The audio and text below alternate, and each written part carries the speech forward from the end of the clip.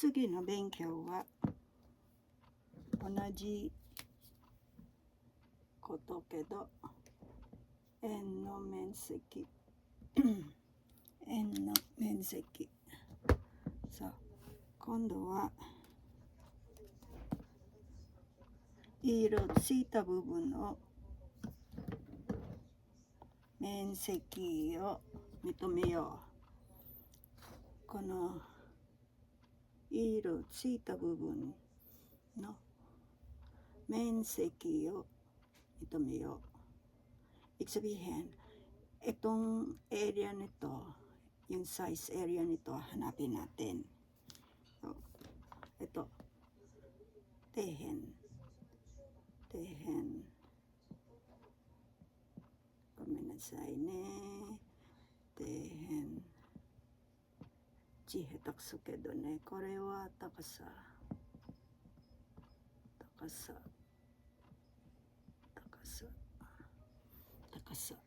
字下手くそけどごめんなさい。unahin natin yung itong正方形の面積。正方形の面積は 10×10.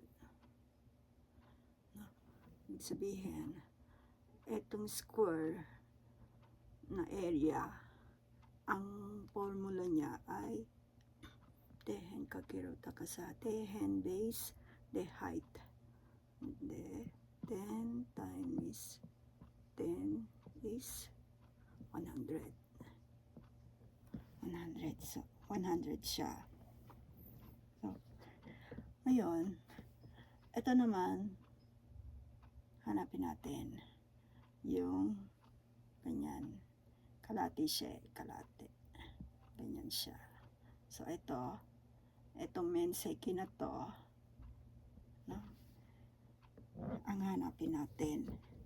So, paano natin mahanap siya?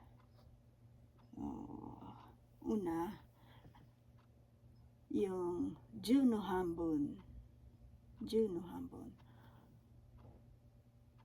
Ano hanbun nito? 5. Hanbun nito, 5. So, hanapin natin itong menseki nito. So, kalahati ng 10 ay 5, no? At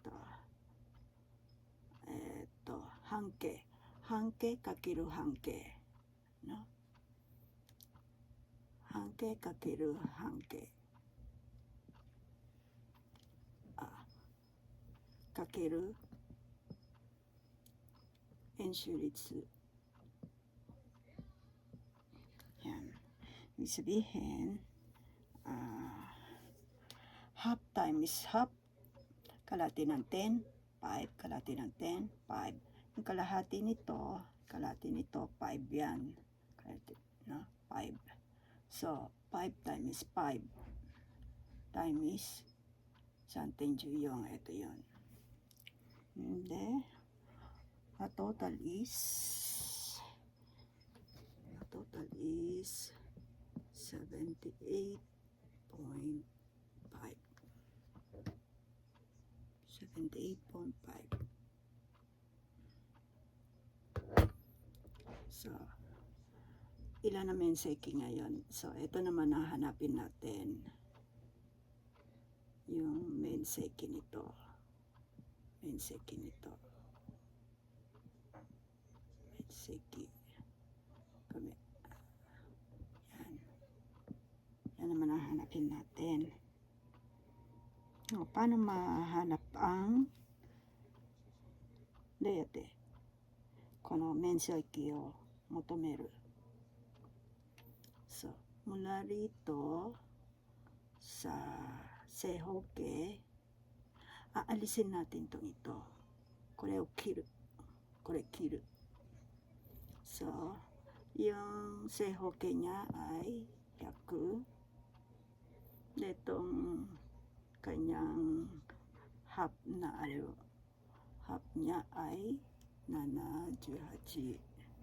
So, 100 minus 78.5 equal 21.5. Yan. The answer is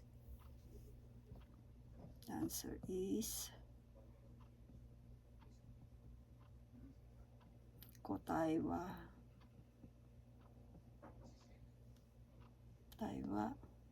21.5 平方センチメーター. Yan ang answer niya. Hindi ko nang malapit. Pasensya na. Hindi maganda yung ilaw ko Pasensya na. Okay. Thank you for watching.